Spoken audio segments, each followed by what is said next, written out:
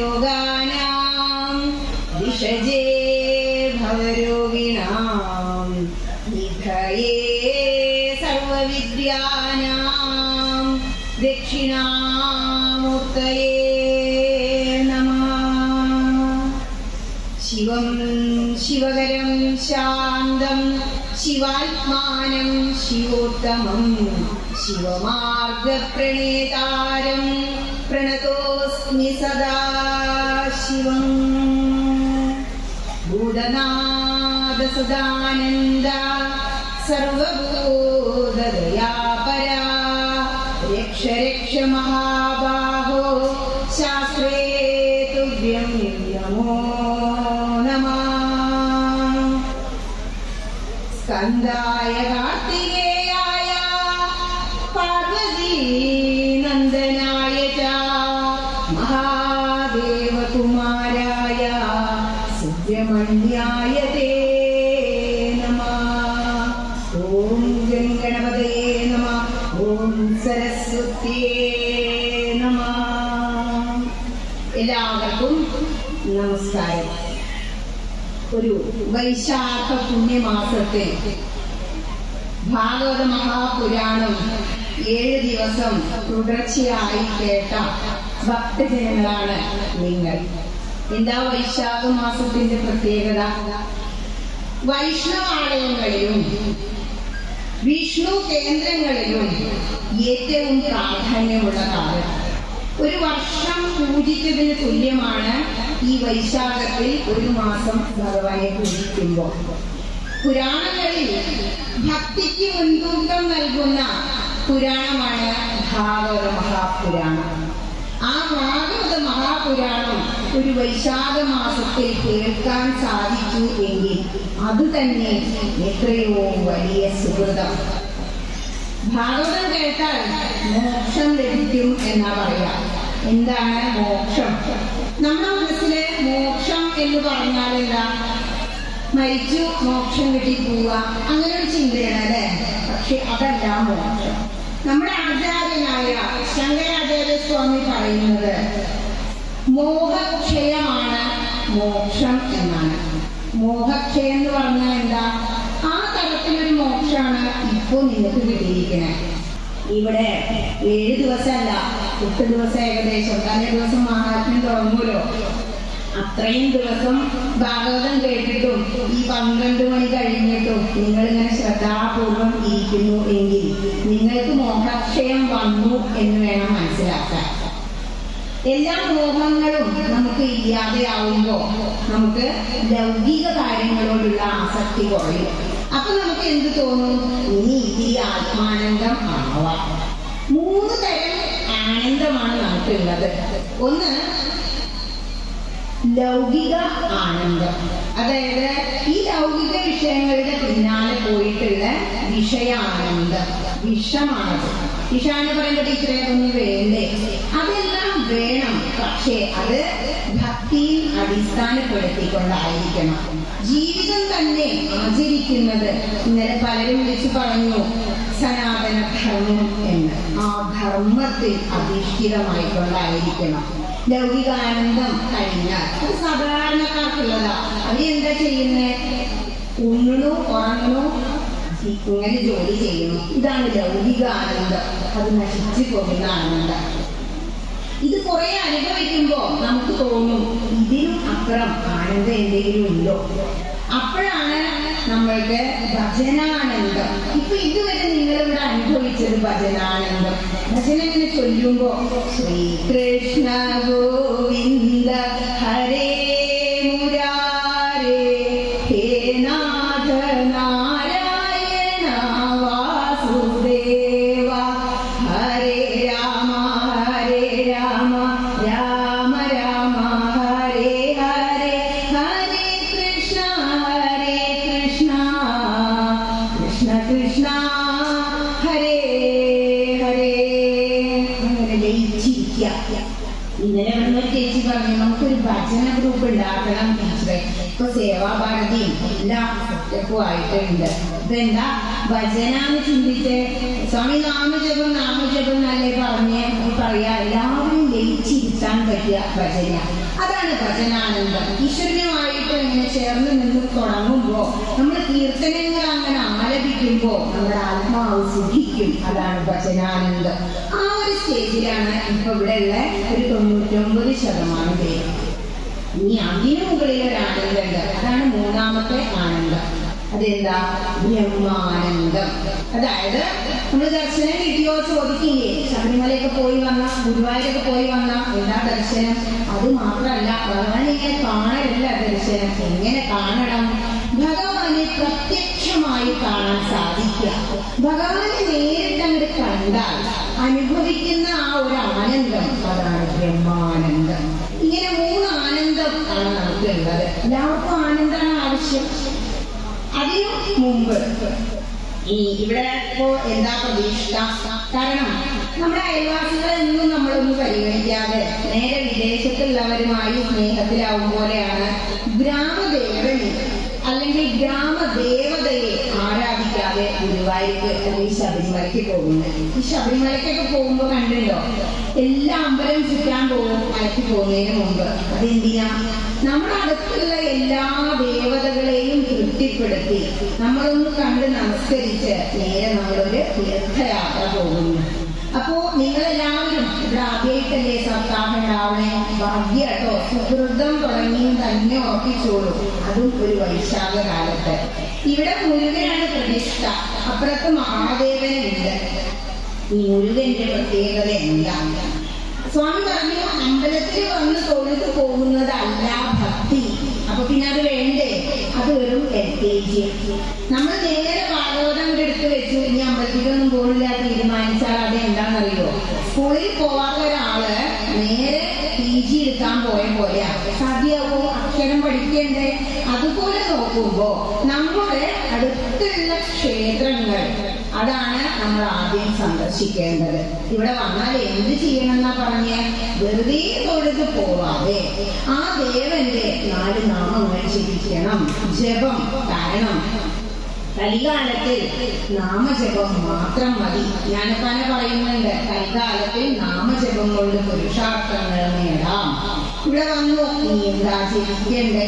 അതാണ് വലിയ ഒരു പ്രശ്നം. പലരും വരുന്നുണ്ട്, തൊഴുതു നമസ്കരിച്ചു പോകുന്നുണ്ട്, ഭക്ഷണം കിട്ടി അത് കഴിച്ചു. കാര്യമായിട്ട് എന്താ ഭക്ഷണം ഉണ്ടോ അതാണ് നോക്കുക. ഇപ്പൊ തന്നെ തിരിച്ചു വിട്ടാ കൊണ്ടുപോകാനുള്ളവരുണ്ടാവും. പക്ഷേ ഈ ഭക്ഷണം എന്ന് പറഞ്ഞ ക്ഷണ നേരത്തേക്കുള്ളതാണ്. ഇത് ഇവിടുന്ന് അറിഞ്ഞാൽ കഴിഞ്ഞു. പക്ഷെ അതിനപ്പുറം ഞാൻ എന്തിനാണ് ഈ വേദിയിൽ എത്തിയത്? എനിക്ക് ഈ ക്ഷേത്രത്തിൽ വന്നിട്ട് എന്താണ് കിട്ടിയത്? അത് സ്വയം ഒന്ന് ചിന്തിക്കാം. എന്ത് മാറ്റം നിങ്ങൾക്ക് ഒരു സപ്താഹം കൊണ്ട് ഉണ്ടായി? അത് സ്വയം ഒന്ന് ചിന്തിക്കണം. കാരണം നമുക്ക് തോന്നും നമ്മളെ രക്ഷിക്കാൻ അച്ഛനും അമ്മയും കൂടപ്പറപ്പുകളും ഒക്കെ ഉണ്ട്. പക്ഷെ അതിനൊക്കെ ഒരു ലിമിറ്റുണ്ട്. ഏതുവരെ വരുള്ളൂ? ICUവിന്റെ മുന്നിൽ വരെ കൂടെയുള്ളവർ വരും. ഗജേന്ദ്രനെ പോലെ കേട്ടില്ലേ? ഗജേന്ദ്രമോക്ഷൻ കഥ. അവസാനം ആര് മാത്രമേ ഉണ്ടാവുള്ളൂ? ചിത്തം ചിത്തസ്ഥിരം നീ പാവനപുരപദേ കൃഷ്ണ കാരുണ്യ സിന്ധു കൃഷ്ണ. ഭഗവാൻ മാത്രമേ ഉണ്ടാവൂ. അപ്പൊ ആ സമയത്ത് ICUവിൽ അങ്ങനെ വലിച്ചു കിടക്കുമ്പോ കൃഷ്ണ എന്ന് വിളിക്കാൻ തോന്നണമെങ്കിൽ എന്ത് വേണം? ഈ ഒരു സംസ്കാരം, നാമജപ സംസ്കാരം ഉണ്ടായിരിക്കണം. അതിനാണ് ഇതിന്റെ പുറകെ നമ്മൾ ഇങ്ങനെ പോകുന്നത്. ഇപ്പൊ ഇവിടെ വന്നു ഭഗവാനെ പ്രാർത്ഥിക്കണം. മുരുകനാണെന്ന് മനസ്സിലായി. അപ്പൊ എന്താ പ്രാർത്ഥിക്കുക? ധ്യാനത്തിന് ഞാൻ ചൊല്ലി, സ്കന്ദായ കാർത്തികേയായ. സ്കന്ദനായ മഹാദേവന്റെ തൃക്കണ്ണിൽ നിന്നും ഉണ്ടായതുകൊണ്ട്, അഗ്നിയിൽ നിന്നും ഉണ്ടായതുകൊണ്ടാണ് സ്കന്ദായ നമഃ. നിങ്ങളിവിടെ സുബ്രഹ്മണ്യന്റെ അഷ്ടോത്തരൊക്കെ ചൊല്ലാറുണ്ടെങ്കിൽ ചൊല്ലിയിട്ടുണ്ടാവും. സഹസ്രനാമമുണ്ട്, എല്ലാം ഉണ്ട്. ഇനി പിന്നെ എന്താ പറഞ്ഞത്? കാർത്തികേയായ. കാർത്തികേയൻ കൃതികാദേവിമാർ എടുത്തു വളർത്തി, മുലയൂട്ടി വളർത്തിയത് കൊണ്ടാണ് കാർത്തികേയൻ എന്ന പേര് വന്നത്. പിന്നെയോ സ്കന്ദായ കാർത്തികേയായ പാർവതീനന്ദനായ. ശ്രീ പാർവതീ ദേവിയുടെ മകന. പാർവതീ ദേവി പ്രസവിക്കാതെ ഉണ്ടായ 2 മക്കളാണ് ഉണ്ണിഗണപതിയും മുരുകനും. അതെല്ലാം വലിയൊരു കഥ പറയുന്നതിൽ ഒരു പ്രസക്തിയില്ല. ഈ വേദിയിലെത്തിയിട്ട് നിങ്ങൾക്ക് എന്ത് കിട്ടി, അല്ലെങ്കിൽ ഒരു പ്രഭാഷണം കേട്ട് നിങ്ങൾക്ക് എന്ത് മാറ്റം വന്നു, അതിനുള്ള ഒരു പ്രഭാഷണം ചെയ്യാം. അപ്പോ ഇങ്ങനെ ഒരുപാട് നാമങ്ങളുണ്ട് മുരുകന്. ഈ മുരുകന്റെ മുന്നിൽ വന്നു നിന്നാൽ നമ്മൾ സുബ്രഹ്മണ്യരായം ചൊല്ലണം. എന്താ സുബ്രഹ്മണ്യരായം? ഇവിടത്തെ നോട്ടീസൊക്കെ അടിക്കുമ്പോൾ ചിലപ്പെങ്കിൽ ഞങ്ങൾക്ക് കണ്ടില്ല, ഓം ശരവണഭവായ നമഃ ഇന്ന് നമ്മൾ അടിക്കാറുണ്ട്. ഷടാനനൻ എന്നാണ് മുരുകനെ പറയാ. ആറുമുഖങ്ങളുള്ളവന, 6 അക്ഷരങ്ങളാണ് ശരവണഭവായ നമഃ. ഇതാണ് സുബ്രഹ്മണ്യരായം.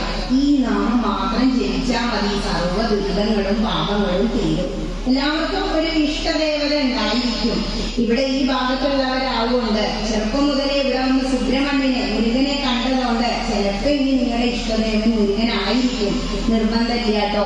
30 കോടി ദേവതകളുള്ളവർ ഏതെങ്കിലും ഒരാളെ, ഒരു ദേവനെ അല്ലെങ്കിൽ ദേവിയെ ആദ്യം നമ്മുടെ ഉപാസനാമൂർത്തിയായി നാം സ്വീകരിക്കണം. ആ ഉപാസന എന്താ? ഉപാസന ഇതെല്ലാം കേട്ട് കഴിയുമ്പോൾ മനസ്സിലാവും എന്താണ് ഉപാസന എന്നുള്ളത്. അപ്പോ ആ ഉപാസനാമൂർത്തിയുടെ ഒരു 108 നാമം സന്ധ്യയിരുന്ന് അങ്ങനെ ചൊല്ലുക. ഇങ്ങനെ ജപിക്കണ്ടേ എന്നൊക്കെ സംശയ. നമുക്ക് എന്താണോ മറ്റുള്ളവരെ പോലെ മതപാഠശാലകളില്ല. ആകെ വരുന്ന കേന്ദ്രങ്ങൾ, ക്ഷേത്രങ്ങളാണ്. അവിടെ പറഞ്ഞു തരാൻ നമുക്ക് ആരുമില്ല. ഇനിയോ എപ്പോഴെങ്കിലും ഇങ്ങനെ വീണ് കിട്ടുന്ന ഒരു സപ്താഹവേദി, ഒരു പ്രഭാഷണ വേദി, അത് മാത്രമാണ് നമുക്ക് അറിവ് കിട്ടുന്നത്. അറിവിൽ നാം ഉയരണം, ഭക്തിയിൽ നാം ഉയരണം. നമുക്ക് ഉയർന്നു നിൽക്കാൻ ആഗ്രഹം. എന്തിനാ ഉയരേണ്ടത്? ഭക്തിയിൽ നമ്മൾ ഉയർന്നു നിൽക്കണം. കാരണം ഭക്തന്റെ ലക്ഷണം എന്താണോ? ഭക്തലക്ഷണ ജിജ്ഞാസ ഏവ. ഭക്തൻ എന്താ? ഇപ്പൊ 7 ദിവസം കേട്ടു, ഇനി എന്തോ പ്രഭാഷണം കുറച്ചൊന്ന് കേൾക്കാം, അവിടെ തന്നെ ഇരിക്കാൻ തോന്നിയില്ലേ? സുഹൃതം ഉള്ളവർക്ക് ആ ഒരു പ്രഭാഷണ വേദിയിലേക്ക് എത്തിപ്പെടാൻ കഴിയും. എത്തിപ്പെട്ടാലും ഇരുന്ന് കളയാമെന്ന് തോന്നില്ല. ചിലർ പറയുണ്ടാവും, കേട്ട് കളയാം, ഈ ചെവിയിലൂടെ കേൾക്കും, ഈ ചെവിയിലൂടെ കളയും. പക്ഷെ കൃഷ്ണൻ എന്നുള്ള വിത്തുണ്ടല്ലോ, അത് ഇവിടെ ഉറച്ചു നിൽക്കണം. എങ്കിലോ ഇതുപോലെ ഇങ്ങനെ ഇരുന്ന് ഈശ്വരീയമായ കാര്യങ്ങൾ പറഞ്ഞ് പഠിച്ച് സജ്ജീകരിക്കാൻ നമുക്ക് കഴിയും. സ്വാമിജി ഇന്നലെ 100 തവണ പറഞ്ഞു, നിങ്ങൾ ഇതെല്ലാം പഠിക്കണം, പഠിച്ച് പ്രചരിപ്പിക്കണം എന്ന്. അത് എന്ത് ചെയ്യണം? വെറുതെ തൊഴുതു പോയാൽ മതിയോ? പോരാ. അവിടെ വന്ന് നിന്നുകൊണ്ട് ഓം ഭജൽഭുവേ നമഃ, അതാണ് സുബ്രഹ്മണ്യന്റെ മൂലമന്ത്രം എന്ന് പറയുന്നത്. ഇങ്ങനെ എന്തെങ്കിലും മന്ത്രങ്ങൾ, ഒരു 5-8 മന്ത്രങ്ങളെങ്കിലും, ഓം സ്കന്ധായ നമഃ, ഓം കാർത്തികേയായ നമഃ, ഓം ശരവണഭവായ നമഃ, ഇങ്ങനെ ഒരുപാട് നാമജപത്തോടു കൂടി കഴിയുന്നതും ഒറ്റയ്ക്ക് വന്ന് സമാധാനപരമായി ഓട്ടപ്രദക്ഷിണം ചെയ്യാതെ ഭഗവാനെ, നിങ്ങൾക്ക് പൊതുവെ സുബ്രഹ്മണ്യൻ കോവിലെന്നാ പറയാ, ചെറിയ ക്ഷേത്രമായിരിക്കും. പക്ഷെ ഞാൻ ആദ്യമായിട്ട് ഇവിടെ വന്നപ്പോ ഒരു 2 മാസം മുമ്പ് ഞാൻ ഇതിലേ ഒന്ന് വന്നു, ഇവിടെ ചേട്ടന്റെ വീട്ടില്. അപ്പോ ഈ വലിയ ബലിക്കല്ല് കണ്ടു. രാത്രിയിലാ വന്നത്, എങ്കിലും എന്റെ കണ്ണിൽ ആ ബലിക്കല്ല് വന്നു. എന്ന് ചോദിച്ചു, ഇവിടെ അമ്പലം ഉണ്ടല്ലേ? അവിടെ സുബ്രഹ്മണ്യന്റെ അമ്പലമാണ് എന്ന് പറഞ്ഞു ഇത് ചേച്ചി. അപ്പൊ ആ ഒരു ബലിക്കല്ല് മാത്രമേ രാത്രിയിൽ നമുക്ക് കാണൂ. അപ്പൊ മനസ്സിലായി ഇത് എത്ര വലിയ ക്ഷേത്രമാണ്. അതെങ്ങനെയാ മനസ്സിലാക്കുക? നമ്മുടെ അമ്പലത്തില് പ്രതിഷ്ഠാമൂർത്തി ഇരിക്കുന്ന അതേ ഉയരായിരിക്കും പുറത്തുള്ള ബലിക്കല്ലിന്. അതേ ഉയരാവും. നിങ്ങളൊന്ന് നോക്കുള്ളൂ. അത് അരക്കെട്ട് എന്നാണ് പറയാ. ക്ഷേത്രത്തിനെ കുറിച്ച് പറയുമ്പോൾ വിശദമായിട്ട് പറയാനുള്ള കാര്യം. ഇനി ഇങ്ങനെ വന്നു, ഇവിടെ തൊഴുതു, നാമജപത്തോടുകൂടി പ്രദക്ഷിണം എന്താ? ദക്ഷിണ ഭാഗത്തോടു കൂടി നമ്മൾ എന്ത് ചെയ്യും? ഒരു പ്രദക്ഷിണം എന്ന് പറയുമ്പോൾ നമ്മുടെ കുണ്ടലിനി ശക്തി ബാക്ക് സൈഡിൽ നിന്നും ജീവൻ അല്ലെങ്കിൽ നമ്മുടെ ആത്മാവ് ഓങ്കാരം മുഴക്കുമ്പോൾ ഉയരുന്നത് പോലെ ആ നട്ടെല്ലിലൂടെ ഉയർന്ന് ഈ സഹസ്രാര പത്മത്തിലേക്ക് എത്തിച്ചേരും. അതാണ് ഒരു പ്രദക്ഷിണം പൂർത്തിയാക്കുമ്പോൾ സംഭവിക്കുന്നത്. ഇനി ഈ പ്രദക്ഷിണം കഴിഞ്ഞ് നമ്മൾ അവിടെ വന്ന് പ്രസാദം സ്വീകരിക്കും. ഈ പ്രസാദത്തില് നമുക്ക് ഒരുപാട് കാര്യങ്ങൾ അറിയാനുണ്ട്. അത് കഴിഞ്ഞ് നമ്മൾ അവിടെ നമസ്കരിക്കുമ്പോ അഹം ബ്രഹ്മാസ്മി, അതായത് ഭഗവാനെ അങ്ങും ഞാനും ഒന്ന് തന്നെ അല്ലേ? ഈ ഉള്ളിലിരിക്കുന്ന ജീവാത്മാവും ആ കോവിലിനുള്ളിലുള്ള പരമാത്മാവും ചേരുന്ന അഹം ബ്രഹ്മാസ്മി എന്ന പരമോന്നത ഭാവത്തിലേക്ക് നമ്മൾ അങ്ങോട്ട് പോയി. അപ്പൊ പ്രസാദം എന്താ? തിരുമേനി പുഷ്പാഞ്ജലിയൊക്കെ കഴിക്കാൻ പറഞ്ഞാൽ നമുക്ക് പ്രസാദമൊക്കെ തരില്ലേ? എല്ലാം അറിഞ്ഞ് ആരാധിക്കണം. നമ്മള് പ്രസാദം വാങ്ങിക്കുമ്പോ അല്ലെങ്കിൽ പുഷ്പാഞ്ജലി ചീട്ടാക്കുമ്പോ എന്താ വിചാരം? തിരുമേനി കുറച്ച് പൂക്കളാളിടും, നമുക്കത് തരും, അല്ലെ പ്രസാദം അല്ലേ? അതിലും അപ്പുറം നമ്മുടെ പഞ്ചേന്ദ്രിയങ്ങളെ സുഖിപ്പിക്കാനുള്ള എല്ലാം അതിലുണ്ട്. ഒരു ക്ഷേത്രത്തിൽ വന്ന് ദർശനം നടത്തിയ നമ്മൾക്ക് പഞ്ചേന്ദ്രിയങ്ങളെ സുഖിപ്പിക്കാം. ഏതൊക്കെയാ പഞ്ചേന്ദ്രിയങ്ങള്? കണ്ണ്, മൂക്ക്, നാക്ക്, ത്വക്ക്, ചെവി. മൂന്നാലെണ്ണം നമ്മുടെ മുഖത്തുണ്ട്. ത്വക്ക്, മേലാസകലും ഉണ്ട്. കണ്ണ് എന്ന് പറഞ്ഞാൽ കയറി വരുമ്പോ നമ്മൾ എന്താണ് വേദത്തിൽ പറയാമോ? ഓം ഭദ്രം കർണേഭി, ഭദ്രമായത് മാത്രം ഈ ചെവിയിൽ കേൾക്കട്ടെ, ഭദ്രമായത് മാത്രം ഞാൻ കാണുമാറാകട്ടെ, അതാ പറയുന്നത്. അത് തന്നെയാണ് ഭദ്രമായ ദർശനം. നമ്മൾ അമ്പലത്തിലേക്ക് ഇറങ്ങിയ സമയത്ത് എന്തെങ്കിലും ഒരു ആക്സിഡന്റ് കണ്ടാൽ മനസ്സിന് വിഷമായി. അപ്പോ അത് മാത്രം കാണിക്കണം. നീ ജഗദീശ്വര, ആ പ്രതിഷ്ഠാമൂർത്തിയെ പ്രാർത്ഥിച്ചുകൊണ്ട് എഴുന്നേറ്റ് ഇന്ന് ഞാൻ ക്ഷേത്ര ദർശനം നടത്തുകയാണ്. ഇങ്ങോട്ട് വരുമ്പോ ആ ഭഗവാന്റെ തിരൂടൽ, ആ വിഗ്രഹം, എന്താ വിഗ്രഹം? വിശേഷേണ വിശേഷമായി നമ്മൾ അത് ഗ്രഹിച്ചു വെക്കണം. വെറുതെ ഒരു കല്ലല്ല പ്രതിഷ്ഠ. പ്രതിഷ്ഠ എന്ന് പറഞ്ഞാൽ രക്തമില്ലാത്തത് എന്നാണ്. ഇന്നലെ പറഞ്ഞില്ലേ അഷ്ടത്തിനെ കുറിച്ച്? അഷ്ടബന്ധ കലശം ഒക്കെ ഇട്ട് ഉറപ്പിച്ചിട്ടുണ്ടായിരിക്കും ആ പ്രതിഷ്ഠ, ആ വിഗ്രഹം അവിടെ. ഈ ഭഗവാനെ കാണുമ്പോ നമ്മുടെ കണ്ണിൽ സുഖം കിട്ടി, ദർശനം. ഇനി നമ്മൾ അങ്ങനെ പ്രദക്ഷിണം വെച്ച് വന്ന് തീർത്ഥം വാങ്ങുമ്പോ പഞ്ചഭൂതങ്ങളിൽ ഒന്നായി ജലം നമ്മൾ സേവിക്കുക. അത് കഴിഞ്ഞ് ഈ പ്രസാദം വാങ്ങുമ്പോ പുഷ്പങ്ങൾക്ക് മന്ത്രങ്ങളെ ആഗിരണം ചെയ്യാനുള്ള കഴിവുണ്ട്. വളരെ സോഫ്റ്റാ പുഷ്പങ്ങൾ. സാധാരണ പുഷ്പങ്ങൾ മാത്രമേ നമ്മൾ അർച്ചനയ്ക്ക് എടുക്കൂല്ലേ? അലങ്കാരത്തിനൊക്കെ പ്ലാസ്റ്റിക് പൂക്കൾ എടുത്താലും ഈ പുഷ്പം അർച്ചിക്കുമ്പോ നമ്മുടെ പഞ്ചഭൂതങ്ങളിൽ ആകാശത്തെ അത് പ്രതിനിധീകരിക്കുന്നു. ആകാശാത്മന പുഷ്പം കൽപ്പയാമി എന്നാണ് തിരുമേനി പറയാ. ആ പുഷ്പങ്ങളെ മന്ത്രജപത്തോടുകൂടി നമ്മുടെ പെരുന്നാളൊക്കെ പറയില്ലേ, അങ്ങനെ ഭഗവാൻ അർച്ചിക്കുമ്പോ ആ മന്ത്രങ്ങളെ ആഗിരണം ചെയ്യാനുള്ള കഴിവ് പുഷ്പത്തിനുണ്ട്. അപ്പൊ നമുക്ക് തിരുമേനിക്ക് തന്നാൽ നമ്മൾ എന്താ ചെയ്യാം? ഇതിവിടെ എടുക്കും, ഒരൊറ്റ വെക്കല അല്ലെ? അങ്ങനെയല്ല, നമ്മുടെ മൂക്കിനെ സുഖിപ്പിക്കാം. ഈ മന്ത്രങ്ങളെ ആഗിരണം ചെയ്ത പൂക്കളെടുത്ത് ഭഗവാന്റെ തൃപ്പാദാരവിന്ദങ്ങളിൽ വീണ പൂക്കളെടുത്ത് നമ്മളൊന്ന് ശ്വസിക്കണം. എന്നിട്ട് ആ തലയിൽ വെക്കുക.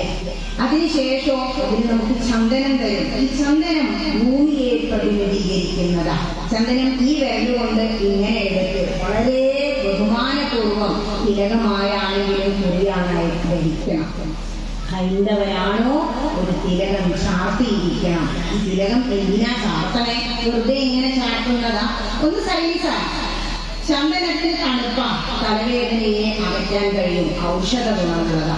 രണ്ടാമത് ഈ ചന്ദനം പഞ്ചഭൂതങ്ങളിൽ ഭൂമിയെ പ്രതിനിധീകരിക്കുന്നു. അപ്പൊ നമുക്ക് എന്തായി?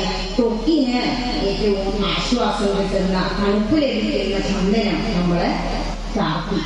അപ്പോ ത്വക്കിന് സുഖം കിട്ടി, മൂക്കിന് സുഖം കിട്ടി. അപ്പോഴാവും ഇവിടെ ഇന്ന് സ്വാമിജി ഇങ്ങനെ ചൊല്ലുന്നുണ്ടാവും: കൃഷ്ണായ വാസുദേവായ ഹരേ പരമാത്മനേ പ്രണതക്ലേശനാശായ ഗോവിന്ദായ നമോ നമഃ. ഭാഗവതത്തിലെ എല്ലാ ശ്ലോകങ്ങളൊന്നും കേൾക്കുമ്പോൾ നമുക്ക് മനസ്സിലാവില്ല. പക്ഷേ ജരാസന്ധൻ തടങ്കലിൽ പ്രാർത്ഥിച്ചിരുന്ന ആ എല്ലാ വ്യക്തികളെയും ഭഗവാൻ മോചിപ്പിച്ചു. അപ്പൊ അവരെ ഭഗവാനെ പ്രാർത്ഥിച്ചതാണ് ഈ ശ്ലോകം.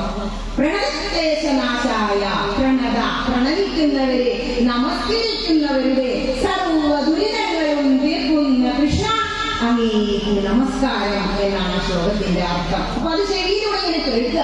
ഒന്നും അറിയാത്ത വ്യക്തിയാണെങ്കിലും ആ സ്വാമിജിയുടെ ശബ്ദത്തിൽ അതങ്ങനെ ശരിയിലൂടെ ഒഴുകി വരുമ്പോ കാതുകൾക്ക് സുഖം കിട്ടും. നല്ലൊരു കീർത്തനം കേട്ടാ നമുക്ക് എന്ത് ഇഷ്ടം അല്ലെ? ഗോപികമാര് ഭഗവാനെ അങ്ങനെ സ്തുതിക്കാം. ഗോപികാഗീതത്തില് നഖലു ഗോപിക നന്ദനോ ഭവാൻ അഖിലദേഹിനാന്തരാത്മത് വിഘ്നസാർത്തോ വിശ്വഗുപ്തയേ സഖൗദേവൻ സാത്വതാംബുലേ.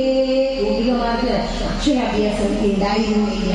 ഒരമ്മ പറഞ്ഞില്ലേ, എനിക്ക് സ്കൂളിലൊന്നും പോകാൻ പറ്റിയില്ല, എനിക്ക് വായിക്കാൻ അറിയില്ല, നാമം ജപിക്കാൻ ഇരുന്ന എനിക്ക് ഉറക്കം വരും. എന്തുകൊണ്ടാണെന്നറിയോ? നമ്മുടെ മനസ്സാണ് ഈ പാലാഴി. ആദ്യമൊക്കെ ഇതിലേക്ക് ശ്രദ്ധിക്കണം തോന്നുമ്പോ നമ്മളുടെ ആ ഒരു വാസനകൾ ഉണ്ടല്ലോ, സ്വാമി ഇന്നലെ പറഞ്ഞില്ലേ, നമ്മുടെ ആ സംസ്കാരം, നമ്മൾ ഏതിലാണോ ഇതുവരെ ഇരുന്നത്, ആ ഒരു വാസന കാരണം നമ്മുടെ മനസ്സ് അതിലേക്ക് പോകും. മനസ്സ് കളയുമ്പോ ആദ്യം ഒരു കളകൂട, അതാ ഉറക്കം വരുന്നത്. കുറെ കഴിഞ്ഞു കഴിയുമ്പോ അതിന് പഴങ്ങളും മുത്തുകളും എല്ലാം പുറത്തേക്ക് വരും. അവസാനം അമൃതം വരും അല്ലെ, അമൃത കുംഭവുമായി വന്നില്ലേ. അപ്പോ അങ്ങനെ അങ്ങോട്ട് ഉയരാൻ കഴിയണമെങ്കിൽ എന്ത് വേണം? നമുക്ക് മാനസികമായി ഈ സംസ്കാരവുമായി ഒരു ഐക്യം ലഭിക്കണം. എങ്കിൽ മാത്രമേ നമുക്ക് നാമം ജപിക്കാൻ പോലും കഴിയൂ. ഗോപികമാർക്ക് അക്ഷരാഭ്യാസം ഇല്ലാഞ്ഞിട്ടും കൃഷ്ണ കൃഷ്ണ കൃഷ്ണ മാത്രമായിരുന്നു വിചാരം. തൈര് കടയുമ്പോഴും വിൽക്കാൻ കൊണ്ടുപോകുമ്പോഴും ഒക്കെ തൈര് വേണോ എന്ന് ചോദിക്കുന്നതിന് പകരം ഗോവിന്ദ ദാമോദര മാധവേദി, ഗോവിന്ദനെ വേണോ, ദാമോദരനെ വേണോ, മാധവനെ വേണോ എന്ന് ചോദിച്ചൂത്രേ. അങ്ങനെ എല്ലാം മറന്ന് ഗോപികമാരെ പോലെ നമ്മൾ എന്ത് ചെയ്യണം? ഭഗവാനെ അങ്ങോട്ട് ഇരിക്കണം. അവരെല്ലാവരെയും മറന്നു. പതിസുതാന്വയ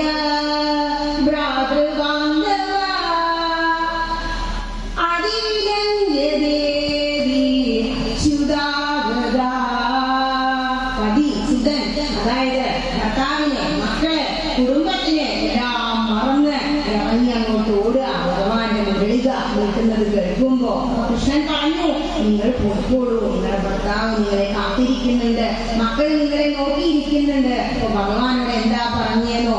അതിലും എല്ലാം അപ്പുറം ഈ ആത്മാവിനെ കൃഷ്ണ അങ്ങയിലേക്ക് ചേർക്കാനാണ് ഞങ്ങൾ വന്നിരിക്കുന്നത്. അങ്ങനെ ഒരവസ്ഥയിലേക്ക് നമ്മൾ അങ്ങോട്ട് ഉയരാൻ എന്ത് വേണം? നാമജപ സംസ്കാരം വേണം.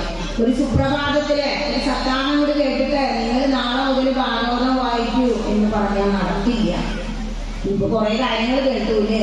ഒരു ഭാഗവതം പറയുമ്പോഴും പൂർണ്ണമായും കഥകൾ പറയാൻ കഴിയില്ല. എന്നിട്ട് വായനയും കഴിഞ്ഞ് കഥയും പറഞ്ഞു, സ്വാമിജി പോയി, കമ്മിറ്റിക്കാരൻ പോയി. നമ്മൾ നാളെയും വരും ഇവിടെ പ്രദക്ഷിണമൊക്കെ വെക്കും. ഈ പ്രദക്ഷിണത്തിന്റെ തത്വം എന്താണോ? രാവിലെ വന്ന് പ്രദക്ഷിണം വെക്കും. നമ്മള് പ്രദക്ഷിണം ചെയ്യുമ്പോ രാവിലെ സമയം രോഗശമനം, അതായത് നമ്മുടെ ആരോഗ്യ എക്സസൈസാണ്. രാവിലെ വെച്ചാൽ നടക്കാണ്ട് ഡോക്ടർ പറയുന്നില്ലേ? ഹൈന്ദവന്റെ എല്ലാ സംസ്കാരങ്ങളും സയൻസുമായി ബന്ധപ്പെട്ടതാണ്. അതുകൊണ്ടാണ് എല്ലാവരും ഹൈന്ദവ മതം തേടി വരുന്നത്. ലോകം മുഴുവൻ ഭാരതത്തിന്റെ പിറകെ. പണ്ട് ഐൻസ്റ്റീൻ പറഞ്ഞിരുന്നു, ഈ ലോകം മുഴുവൻ അറിവിന് വേണ്ടി ഭാരതത്തിലേക്ക് കടന്നു വരുന്ന ഒരു സമയം വരും. അതിപ്പോ വന്നിരിക്കാം. അമേരിക്കയിലെ 186 യൂണിവേഴ്സിറ്റികളിൽ ഭഗവത്ഗീത സിലബസ്. ബിസിനസ് മാനേജ്മെന്റ് MBAക്ക് ഒരു പേപ്പർ ഭഗവത്ഗീതയാണ്. നമ്മളോ ഇന്നലെ സ്വാമിജി ചോദിക്കുമ്പോ എത്ര ശ്ലോകങ്ങളെ കുറിച്ച് ഇവിടെ പറയുമ്പോ നമ്മളിത് തപ്പുന്നു അല്ലേ? ആ സ്വാമി ചൊല്ലുന്നതിനൊപ്പം നമ്മൾ ചൊല്ലാൻ പറ്റുന്ന ഒരവസ്ഥയിലേക്ക് കണ്ടു ഉയർന്നാണ്ടല്ലോ സർവം ആയി. ഈ 701 ശ്ലോകങ്ങൾ മാത്രം പഠിച്ചാൽ മതി നമ്മുടെ ജീവിതത്തെ സമ്പൂർണമാക്കാൻ. സമ്പൂർണതയിലേക്കുള്ള ചൂണ്ടുവിരലാണ് ഭഗവത്ഗീത. ഇത് എത്ര പറഞ്ഞാലും നമുക്ക് മനസ്സിലാവില്ല. സ്വന്തമായതിനൊരു വിലയില്ല. നമ്മുടെ സംസ്കാരം മറ്റുള്ളവർക്ക് ഭയങ്കര വില.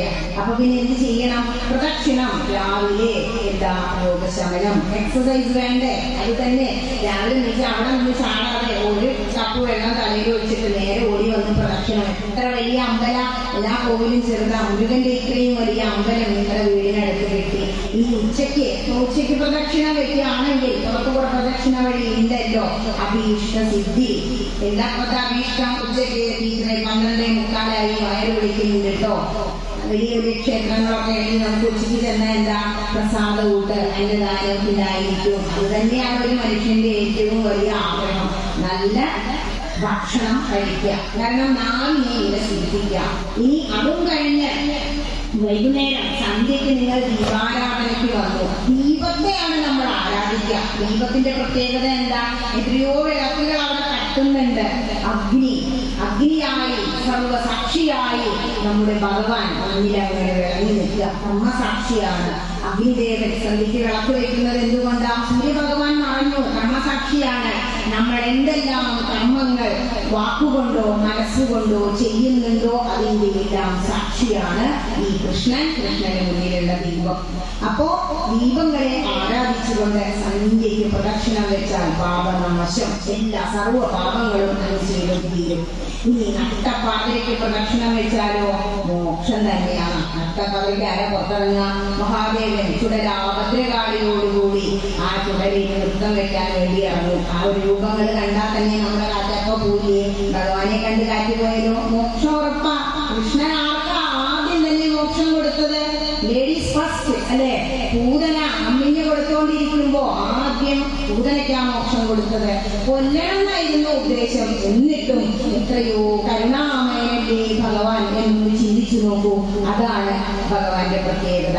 ഭക്തന്മാർ ഈ ദുഷ്ടന്മാരാണെങ്കിലും ഭഗവാന്റെ പേരൊന്ന് അങ്ങനെ വിചാരിച്ചാൽ മതി, ഭഗവാൻ അങ്ങോട്ട് കൊടുത്തോളൂ. പക്ഷെ കൈയൊന്നും ഉയർത്താതെ ഇവിടെ വരുന്നു വരാതെ പ്രദക്ഷിണം വെക്കാതെ ഇത് സാധിക്കുമോ?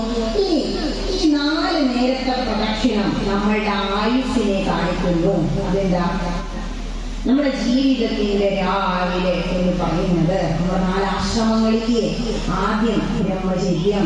കുട്ടിയാവുമ്പോഴത്തെ സമയ ജീവിതത്തിന്റെ രാവിലെ പഠിച്ച് മിടുക്കനായി ഒരു ജോലിയൊക്കെ കിട്ടി ഒരു 25 വയസ്സൊക്കെ ആവുമ്പോഴേക്ക്, ഇപ്പൊ 30 വയസ്സായാലും പഠന ജോലിയൊന്നുമില്ല. അപ്പൊ ജോലിയൊക്കെ കിട്ടിക്കഴിഞ്ഞാൽ വീട്ടുകാരൻ ചെയ്യും ഗൃഹസ്ഥാശ്രമം, ഒരു കല്യാണത്തെ കഴിപ്പിച്ച് അങ്ങനെ വീണ്ടും 56 വയസ്സ് റിട്ടയർമെന്റ് വരെ. അപ്പൊ ഈ രാവിലെ എന്ന് പറയുന്നതാണ് ബ്രഹ്മചര്യം. ഇനി ഗൃഹസ്ഥാശ്രമം ജീവിതത്തിന്റെ നട്ടുച്ച. ആകെ ഒരിക്കലും ചൂടാതെ കഴുതട പോലെയാ. കഴുതേന അയച്ചു കൊടുത്തത് ഭാഗവതത്തിൽ കണ്ടില്ലേ? ഒരു 16 വീശയും തൂക്കിയിട്ടാണ് അച്ഛൻ വീട്ടിലേക്ക് കയറി വരിക. പ്രാരബ്ധാണ്. അത് കഴിഞ്ഞാൽ ജീവിതത്തിന്റെ സായങ്കാലം സന്ധ്യാസമയം, റിട്ടയർമെന്റ് കഴിഞ്ഞാലുള്ളത് വാനപ്രസ്ഥത്തിനുള്ള സമയം, സന്ധ്യാനേരം, പാപനാശം. ഇതുവരെ ഒരുപാട് കാര്യങ്ങൾ നമ്മുടെ ജോലിയുമായി ബന്ധപ്പെട്ട് നമുക്ക് പാപം ചെയ്യേണ്ടി വരും. ഇപ്പൊ മിലിറ്ററി ഒക്കെ ആണെങ്കിൽ വെക്കടാ വെടി എന്ന് പറഞ്ഞാൽ വെക്കണ്ടേ?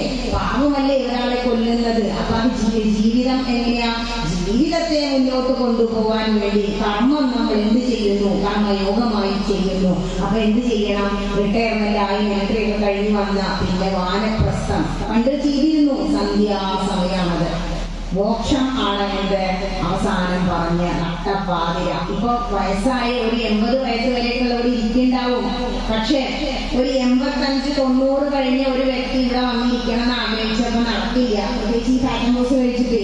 അപ്പോ കട്ടിലിങ്ങനെ കിടക്കുന്നുണ്ടാവും. ഇപ്പൊ അടുത്തൊക്കെ വീടുകളില് മൈക്കിലൂടെ ഇങ്ങനെ കേൾക്കുമ്പോ അവര് ജീവൻ ഇങ്ങനെ കുതിക്കും. അതാണ് ജ്ഞാനപ്പാനയിൽ പറയുന്നത്. കൊതിച്ചിടുന്ന ബ്രഹ്മത്തെ കണ്ടിട്ടു കുതിച്ചിടുന്നു ജീവനും. ഒന്നും വേണ്ട. വലിയ ഭാഗവതത്തിക്കൊക്കെ പോകുന്നതിന് മുമ്പ് നിങ്ങൾ ആദ്യം പഠിക്കേണ്ട ഗ്രന്ഥം എന്താണോ? ജ്ഞാനപ്പാനയാ. ജ്ഞാനപ്പാന എന്ന് പറഞ്ഞാൽ ജ്ഞാനത്തിന്റെ പാനയാ. വേദ തത്വങ്ങൾ അങ്ങനെ നിറച്ചു വെച്ചിരിക്കുക ജ്ഞാനപ്പാനയില്. ഒരു ജ്ഞാനപ്പാന ജ്ഞാന യജ്ഞത്തിൽ ചെന്ന 7 ദിവസം സപ്താഹം കേട്ടതിന് തുല്യമായിട്ട് നിങ്ങൾക്ക് തോന്നും. അത്രയും കാര്യങ്ങളാ. ഭൂതാനം തിരുമേനി നമ്മുടെ ഈ മലപ്പുറം ജില്ലയിൽ ഉണ്ടായിരുന്ന വ്യക്തിയാ. 400 വർഷങ്ങൾക്ക് മുമ്പ് ഈ മലപ്പുറം ജില്ലയിൽ ജീവിച്ച് നമ്മളെ ഒരുപാട് ഉയരങ്ങളിലേക്ക് കൊണ്ടുപോയി നമുക്ക് ഒരുപാട് ഗ്രന്ഥങ്ങൾ തന്ന വ്യക്തികളാണ് വില്വമംഗലം സ്വാമി, മേൽപ്പത്തൂർ പട്ടേൽക്കാട്, പൂന്താനം സ്വാമി ഇന്നലെ പറഞ്ഞില്ലേ എഴുത്തച്ഛൻ. ഇവരൊക്കെ മലപ്പുറം ജില്ലയിൽ ജനിച്ച് ജീവിച്ച് പലായനം ചെയ്തു പോയി എന്ന് വേണം പറയാം. 400 വർഷങ്ങൾക്ക് മുമ്പ് വില്വമംഗല സ്വാമി ക്ഷേത്രത്തിലെ പോയി കഴിഞ്ഞാൽ ഭഗവാനോട് ഇങ്ങനെ സംസാരിക്കായിരുന്നു. വടക്കുന്നാഥ ക്ഷേത്രമില്ലേ തൃശ്ശൂര്, അവിടെ പൂരത്തിന് പോവാറില്ലേ? ഭഗവാനോട് അങ്ങനെ നേരിട്ട് സംസാരിക്കുമായിരുന്നു ഇത്രേ സ്വാമി. അതുപോലെ വൈക്കം ക്ഷേത്രത്തില് അവിടെ അത്താഴത്ത് ഉണ്ണാൻ ചെന്നാൽ മഹാദേവനോട് സംസാരിക്കുമായിരുന്നു വില്വമംഗലം തിരുമേനി. ഇപ്പൊ നമുക്ക് എന്താ സാധിക്കാത്തത്?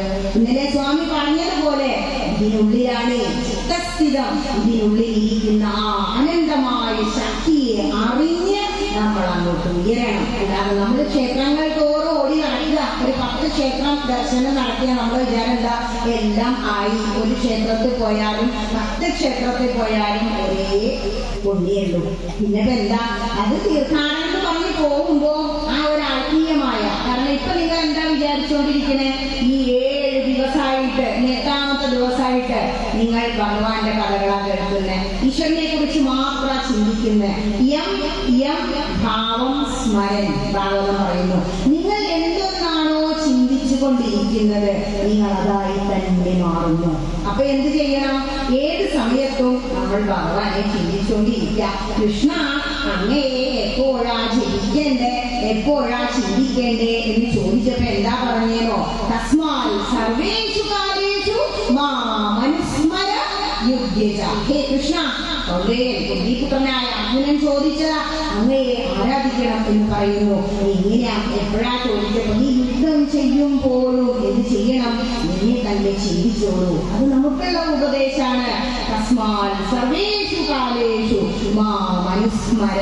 എല്ലാ സമയത്തും നീ എന്നെ അനുസ്മരിക്കണം. അപ്പൊ തീർത്ഥാടനത്തിന് പോകുമ്പോൾ എന്താ? ഒരു ക്ഷേത്രത്തിൽ ഇറങ്ങിയ അപ്പൊ മഹാദേവൻ അവിടെ നിന്ന് തൊഴുതു, അടുത്ത ക്ഷേത്രം മുരുകൻ അവിടെ നിന്ന് തൊഴുതു. അപ്പൊ നമുക്ക് എന്താ ഒരു ഭാവം?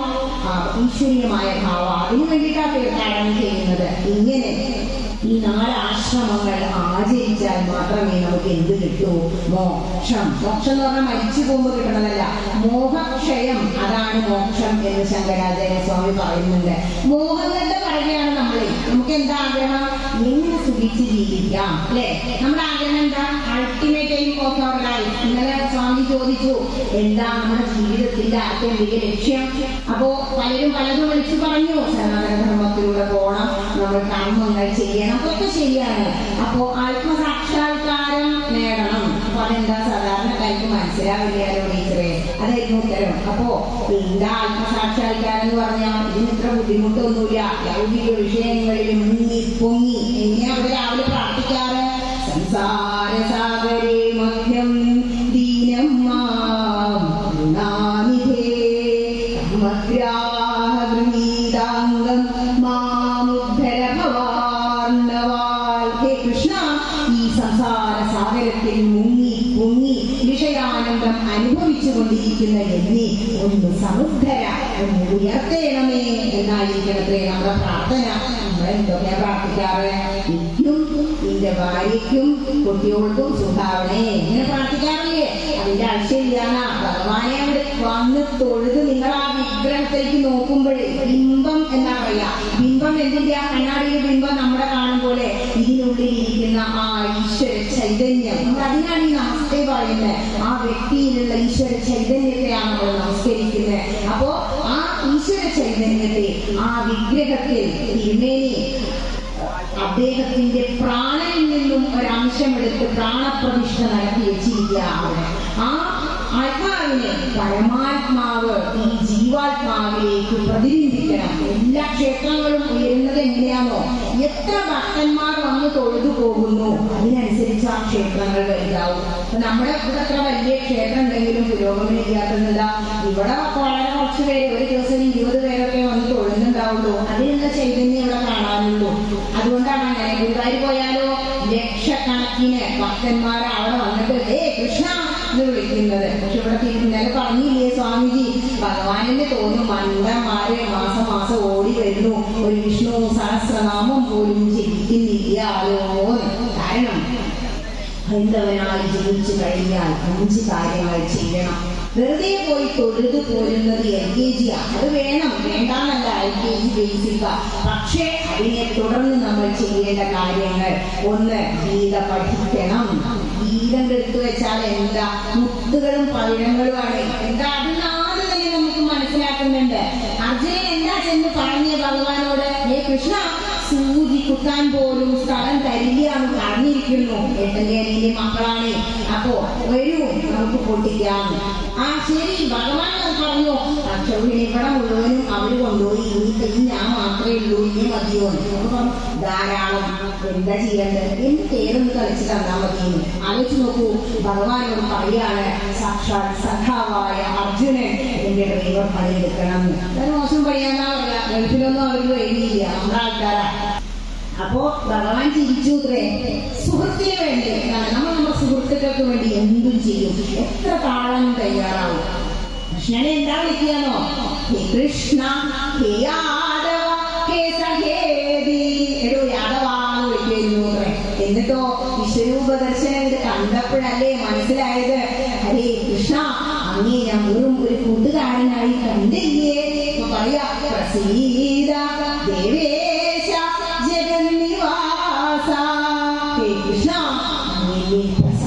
ചെയ്യണമേ. ഇങ്ങനെ ഒരു അവസ്ഥയിലേക്ക് നമ്മളങ്ങോട്ട് ഉയരണം. നമ്മുടെ കയ്യിലെന്താ കുറെ കൃഷ്ണന്മാരതാ അവിടെ വേണം പിടിച്ച് കളറായിട്ട് അവിടെ ഇരിക്കുന്നു അല്ലേ, ഇത്രയേ ഉള്ളൂ. വേറെ എല്ലാ അവതാരങ്ങളോടുള്ളതിനും കൂടുതൽ ഒരു ഇഷ്ടം കൃഷ്ണനോട്. കാരണം എന്താണോ, കള്ളകൃഷ്ണനല്ലേ എന്ത് കള്ളത്തിനും ചെയ്യാനാ വിചാരം. പക്ഷേ അതിനുള്ളിൽ ഇരിക്കുന്ന ആ പൂർണ്ണാവതാരമായ കൃഷ്ണൻ, അതാണ് പൂർണ്ണാവതാരം ആയതുകൊണ്ട് കൃഷ്ണം എന്ന് പറഞ്ഞാൽ തന്നെ എന്താ, ആകർഷണം ഉള്ളത് എന്ന അർത്ഥം. എന്നിട്ട് വിളിച്ചു കൊടുന്നു. എന്നിട്ട് പറയാ, എന്നാ പൊട്ടിക്കാം, ഞാൻ പേരൊക്കെ തളിച്ച് തരാമെന്ന് പറഞ്ഞ് കൂടെ വന്നു. അവിടെ എപ്പോഴും പറയാനേ, സേനയോരു ഭയോർ മധ്യേ സ്ഥാപയമേച്ചുതാ, ഈ രഥം ആ രണ്ട് സേനകൾക്കും നടുവിൽ കൊണ്ടുപോയി നിർത്തൂ, അതിനെ കൊണ്ട് കാണട്ടെ.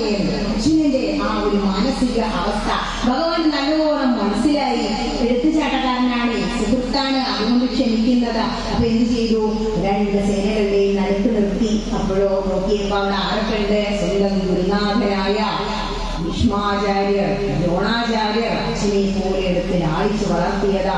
ഇങ്ങനെ നമ്മുടെ കുടുംബക്കാരും കൂട്ടക്കാരും എല്ലാവരും വന്നപ്പോ പറയാ, സർവാൻ ബന്ധുവിനവസ്ഥിതാണ്, എല്ലാവരും ബന്ധുക്കളല്ലേ കൃഷ്ണ, എന്താ ചെയ്യാ, എനിക്ക് വെയ്യാട്ടോന്ന് പറയാ. ആദ്യത്തെ അധ്യായത്തിൽ 47 ശ്ലോകങ്ങളിലും ആരാ സംസാരിച്ച്, അർജുനൻ അങ്ങനെ പറഞ്ഞുകൊണ്ടിരിക്കുക.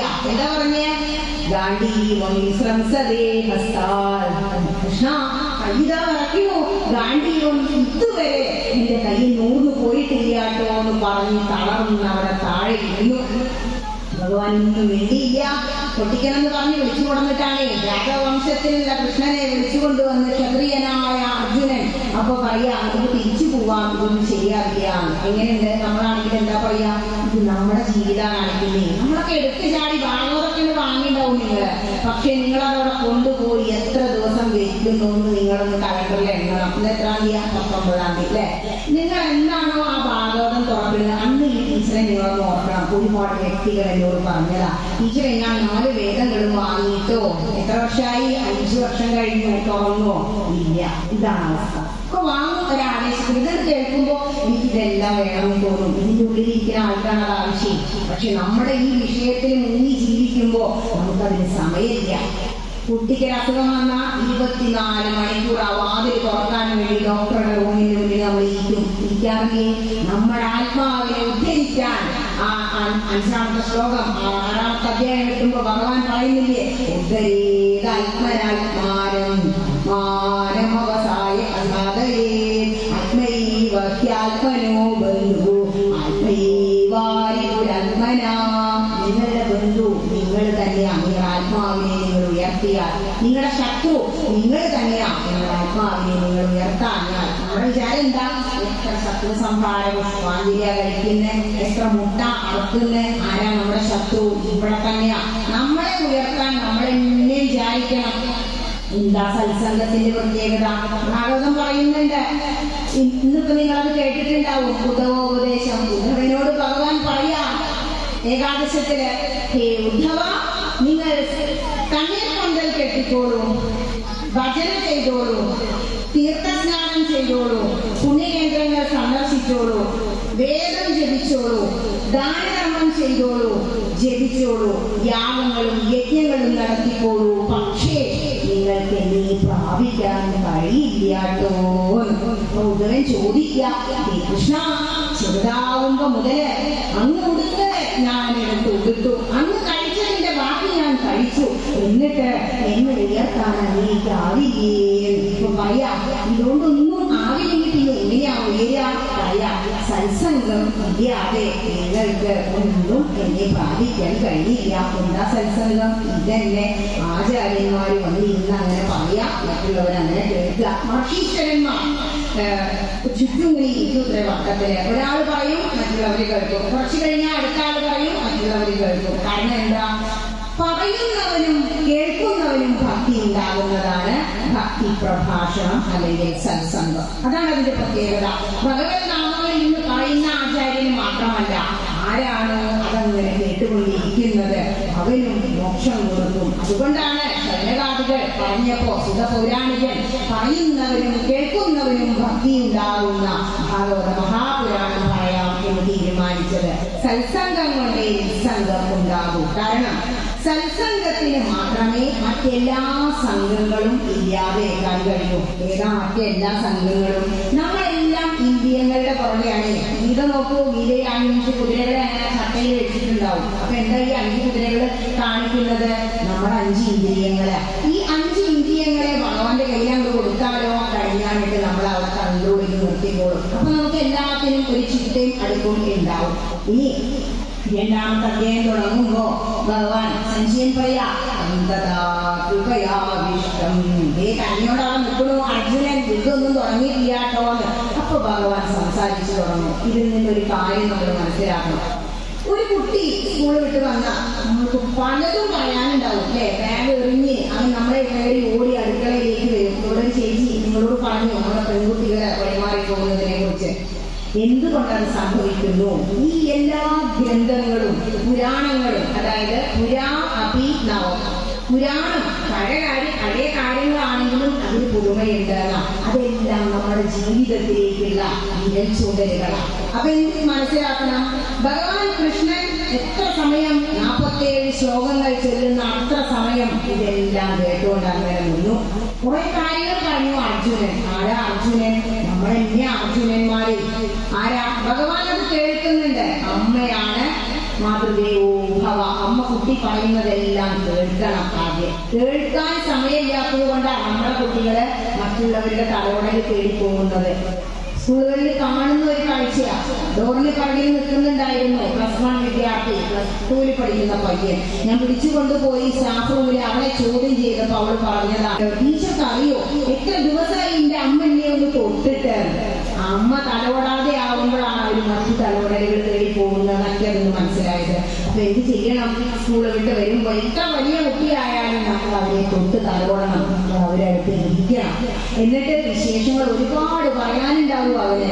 അർജുനനെ കൃഷ്ണൻ കേട്ടതുപോലെ നമ്മൾ അവരെ കേൾക്കണം എന്നാണ് അതിൽ നിന്നുള്ള തത്വം ജീവിതത്തിൽ പകർത്തേണ്ടത്. ഇതൊക്കെ കേട്ടിട്ട് പറയാനേ കശ്മലാന്ന് വിളിക്കാം.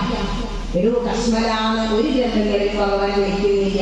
ഒന്നാമത് ഭഗവാൻ നേരിട്ടിട്ട് പറഞ്ഞു തരുന്ന ഒരേ ഒരു ഗ്രന്ഥം ഭഗവത്ഗീത. ഏകം ശാസ്ത്രം ദേവകീ പുത്രഗീതം. ഒരേ ഒരു ശാസ്ത്രമേ ദേവകീ പുത്രൻ നമ്മൾക്ക് നേരിട്ട് പറഞ്ഞു തന്നിട്ടുള്ളൂ.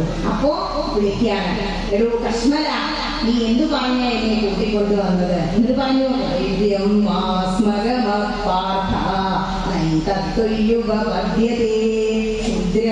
ഹൃദയ ദൗർബല്യം ശത്രുക്കളിൽ ഉറപ്പിക്കുന്നവരാണ് പരന്തവ എന്ന് പറയുമ്പോ. അതുകൊണ്ട് നീ ആ ക്ലൈബ്യമൊക്കെ മാറ്റി വെക്ക്, എന്നിട്ട് എന്ത് ചെയ്യൂ? യുദ്ധം ചെയ്യൂ. അപ്പൊ വലിയൊരു ഡയലോഗ് പറയും അർജുനൻ. ഗീതാഭാസനോട് കൊണ്ടുപോയി ചേർക്കും കുട്ടികളെ. കുട്ടികൾ 4 ദിവസം പോകും, 4 ആഴ്ച പോകും, 5ാമത്തെ ആഴ്ച പോകില്ല. കാരണം എന്താണോ? അവർക്കത് കൊടുക്കേണ്ട രീതിയിൽ കൊടുക്കാത്തതുകൊണ്ടാ. ഗീത ഇതുപോലെ ജീവിതം ചേർത്തന്നെ പറഞ്ഞു കൊടുത്താൽ അവരത് പഠിച്ചെടുത്ത് ഇതിനെ പുസ്തകം താഴെ വയ്ക്കും. ഏതെങ്കിലും ഒരു ഗ്രന്ഥത്തെ നിങ്ങൾ നിങ്ങളുടെ സ്വന്തമാക്കണം. ഗാന്ധിജി എപ്പോഴും രാമായണം ഭഗവത്ഗീത കൂടെ കൊണ്ട് നടക്കുകയായിരുന്നു. മരിക്കുമ്പോ 3 തവണ പൊട്ടിയിത്രേ. അപ്പൊ എന്താ വിളിച്ചത്? അച്ഛനെ അമ്മയാണോ വിളിച്ചത്? ഹേ റാം എന്ന് വിളിക്കാനൊരു സംസ്കാരം വെടികൊണ്ട് താഴെ വീഴുമ്പോഴും ഗാന്ധിജിക്ക് ഉണ്ടായിരിക്കെ ഭഗവത്ഗീതയുടെ രാമായണത്തിന്റെ കരുത്താണത്. അതിനുവേണ്ടിയാണ് നമ്മൾ ഇങ്ങനെയുള്ള വേദികളിൽ വന്നിരിക്കുന്നത്. അപ്പൊ പറയാ, ഇതൊക്കെ ഉപദേശം കേട്ടു ഭഗവാൻ പറഞ്ഞപ്പോ അർജുനൻ ക്രോസ് ക്വസ്റ്റ്യൻ ചെയ്യാം. ഇന്നലെ സ്വാമി ഇവിടെ നിന്ന് ഇങ്ങനെ ഇടയ്ക്കിടയ്ക്ക് ചോദ്യങ്ങൾ ചോദിച്ചിരുന്നില്ലേ? അതെന്തിനാമോ? നമ്മുടെ ബ്രെയിൻ സ്റ്റോമിങ്, നമ്മുടെ മനസ്സിവിടെ ഉണ്ടെന്ന് ഉറപ്പുവരുത്താനാ. അപ്പൊ പറയാനേ, ഗുരുലഹത്വാനി മഹാനുഭാവാൻ ശ്രേയോ ഭോക്തും ഭക്ഷ്യമപീനലോകേ ഹത്വാർത്ഥകാംസ്തു ഗുരുനിഹൈവ ഭുഞ്ജീയ ഭോഗാൻ രുധിരപ്രതിദ്ധാൻ. മനസ്സിലായില്ലേ? പറയാണ്, ഈ ഗുരുക്കന്മാരെയൊക്കെ കൊണ്ട് രക്തം പുരണ്ട ഈ കൈകളെ കൊണ്ട് രാജ്യം ഭരിക്കുന്നതിൽ നല്ലത് ഭിക്ഷയെടുത്ത് ജീവിച്ചൂടെ? കൃഷ്ണ വരും, നമുക്ക് പോവാം. എങ്ങനെയുണ്ട്? ഇങ്ങനെ പറഞ്ഞ് 2ാമത്തെ അധ്യായം ആത്മാവിനെ കുറിച്ച് മാത്രം പറയുന്നത്. അതായത് നീ ആരെ കൊല്ലുന്നേ? നീ ആരെയും കൊല്ലുന്നുമില്ല, ആരും ചാവുന്നുമില്ല.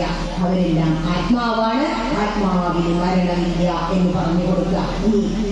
നമ്മുടെ ഝാൻസി റാണി ബ്രിട്ടീഷുകാരുടെ പീരങ്കി പടകൾക്ക് മുന്നിൽ നിന്നിരുന്നു. യുദ്ധം ചെയ്യുമ്പോൾ ധൈര്യത്തോടുകൂടി ഒരു സ്ത്രീ അങ്ങനെ നിന്നുവെങ്കിൽ അത് ഭഗവത്ഗീതയുടെ കരുത്ത